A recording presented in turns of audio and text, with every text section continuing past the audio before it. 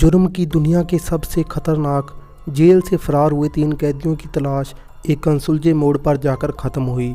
उस वक्त जेल के अफसरों ने कहा कि उनकी नाव समुद्र पार नहीं कर सकती। समुद्र का इतना ठंडा कि कोई शख्स इस पानी में 20 मिनट से ज़्यादा जिंदा नहीं रह सकता। इस जेल को सबसे सुरक्षित माना जाता था। चारों तरफ समुद्र का गहरा पानी और बीच में एक सुनसान टापू। इसी टापू पर बना था दुनिया का सबसे सख्त और महफूज जेल। जुर्म की किताब में दर्ज वो नाम जिन पर थे कुछ बेहद ही रंगीन जुर्म, उन सभी को इस जेल में कैद किया गया था। इस जेल को अमेरिका का काला पानी इसलिए कहा जाता है क्योंकि इस जेल की सुरक्षा को तोड़कर जान से भागना मुश्किल ही नहीं बल्कि नामुमकिन भी है। लेकिन जिस इतिहास के पन्नों में यह जेल सबसे सुरक्षित सलाखों के लिए जाना जाता था, उसी पन्नों में दर्ज था उन 3 शातिर कैदियों का नाम जो इस जेल की सुरक्षा घेराव को तोड़कर फरार होने में कामयाब रहे थे। ये कहानी किसी फिल्म की कहानी से कम नहीं है। ये कैदी इस महफूज जेल से कैसे भागे, ये जानकर आप चौंक जाएंगे। जेल के भागने के बाद इन कैदियों का क्या हुआ, यह जानकर आपको हैरत में डाल देगी। यह कहानी है साल 1962 की। जॉन और क्लैरिस 2 भाई इस जेल में उस वक्त सज़ा काट रहे थे। दोनों की गहरी दोस्ती जेल में ही सज़ा भुगत रहे मारिस और एलन नाम के 2 अन्य कैदियों से हुई। ये चारों कैदी जेल में अक्सर एक साथ ही नजर आते थे। दरअसल तब किसी को अंदाजा भी नहीं था ये चारों जेल से भागने की साजिशें रच रहे थे। इन चारों कैदियों में से मारिस पहले लुइसियाना जेल से भाग चुका था और इस जेल में भी वह पहले बंदी बनकर रह चुका था। जाहिर है मारिस इस जेल के चप्पे चप्पे से वाकिफ़ था। कहा जाता है मारिस ने जेल की सुरक्षा के चक्रव्यूह को तोड़ने का मास्टर प्लान बनाया। जॉन और क्लैरिस अच्छे तराक थे और मॉरिस अपने काम में किसी भी कीमत पे इनकी मदद हासिल करना चाहता था। एलन इस ग्रुप में इसलिए शामिल हुआ क्योंकि वह जेल से आज़ाद होने के सपने देख चुका था। चारों कैदियों ने जेल से भागने का जो मास्टर प्लान बनाया उसे अमली जामा पहनाने के लिए उन्हें कुछ हथियारों की ज़रूरत थी।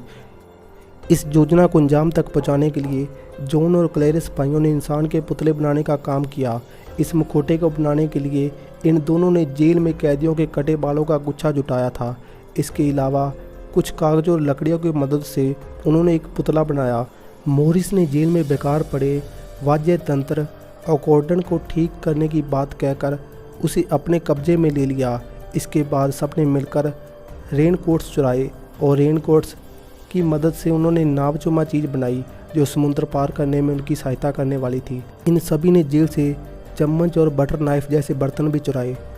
जेल में पानी की सप्लाई पाइपों के जरिए की जाती थी। यह पाइप हर बैरक की दीवारों से होकर गुजरती थी। इन पाइपों में समुद्र का खारा पानी आता था जिसकी वजह से जेल के अंदर दीवारें कहीं कहीं थोड़ी कमज़ोर हो गई थी। मॉरिस ने जेल से आज़ाद होने के रास्ते के लिए रूप में अपनी कोठरी की दीवारों को चुना और अपने साथियों को कोठरी की दीवार में पाइप वाले हिस्से की तरफ से एक छेद करने को कहा। यह चारों हर रोज़ 3-4 घंटे छोटी छोटी चमचों और बर्तनों से मोटी दीवार को तोड़कर छेद बनाने का काम करते रहे। यह काम करते हुए शोर ना हो और अफसरों तक दीवार तोड़ने की आवाज़ ना जाए, इसलिए मॉरिस इस दौरान अपने पूरे शोर के साथ अकॉर्डियन बजाया करता था। इंसान के पुतले का इस्तेमाल वो रात के अंधेरे में पहरा देने वालों की आंखों में धूल चौंकने के लिए करते थे। अक्सर दोनों भाई अपनी कोठरी में इन पुतलों को रखकर मारिस की मदद करने के लिए उसकी कोठरी में जाया करते थे। कई दिनों तक मेहनत के बाद जून 1962 में वो रात आज जब दीवार में काफ़ी बड़ा छेद तैयार हो चुका था और इसी रात के अंधेरे में उन्होंने इस छेद में होकर जेल से बाहर जाने का मन बना लिया। जॉन, क्लोरेस और मारिस इस छेद से बाहर निकल गए लेकिन एलन इस छेद में फंस गया। उस वक्त तीनों एलन को छोड़कर भाग गए।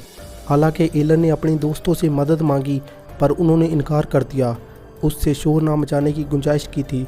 यह प्लान कामयाब हुआ और जॉन, क्लोरेस और मारिस जेल की दीवारों से सेध लगाकर बाहर आ गए। उस रात करीब 11:30 बजे यह तीनों अपनी बनाई हुई नाव में सवार होकर समुद्र में उतर चुके थे।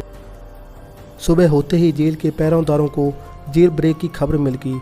एलन पकड़ा गया लेकिन इसके बाद शुरू हुई जेल से भागे 3 कैदियों की तलाश एक अनसुलझे मोड़ पर जाकर ख़त्म हुई। उस वक्त जेल के अफसरों ने कहा कि उनकी नाव समुद्र पार नहीं कर सकती और समुद्र का पानी इतना ठंडा है कि कोई भी शख्स इस पानी में 20 मिनट से ज़्यादा जिंदा नहीं रह सकता। हालांकि काफ़ी वक्त इस तलाश के लिए टापू या समुद्र के इन तीनों कैदियों को कोई सुराग नहीं मिला। कहा जाता है कि कुछ समय बाद नॉर्वे के एक जहाज़ ने समुद्र में एक लाश देखी जिसके बदन पर कैदियों के कपड़े पहने का अंदाज़ा लगाया जाता था। हालांकि उस शव को पानी में बाहर नहीं निकाला गया। यह केस FBI के पास था और सालों तक इस केस की छानबीन होती रही। 15 साल तक चली लंबी जांच के बाद FBI ने यह कहा कि तीनों समुद्र में डूबकर मर गए और फिर इस मामले में हमेशा के लिए बंद कर दिया गया। लेकिन 2015 में प्रसारित की गई एक डॉक्यूमेंट्री में यह दावा किया गया कि तीनों कैदी जेल से भागने में कामयाब हो गए थे और उन्होंने अपनी पूरी ज़िंदगी जी ली थी।